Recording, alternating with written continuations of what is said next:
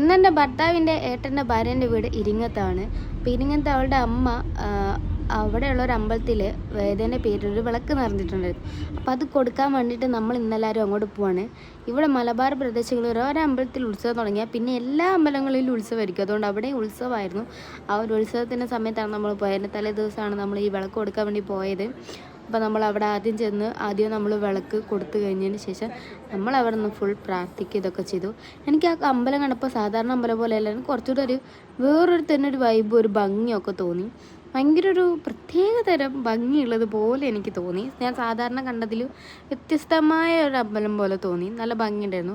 അത് കഴിഞ്ഞ് നമ്മൾ അവിടുന്ന് പ്രാർത്ഥിച്ച് കഴിഞ്ഞിട്ട് പിന്നെ നമ്മൾ പന്തം കത്തിക്കാൻ പോയി. ഒരു പന്തത്തിന് 10 രൂപയായിരുന്നു. അങ്ങനെ ഓരോരുത്തരും ഓരോ പന്തം കത്തിച്ച് ആദ്യം കുളിക്കാനും ബാക്കിയുള്ള ദൈവങ്ങൾക്കും വേണ്ടിയിട്ട് അവിടെ വെച്ചു.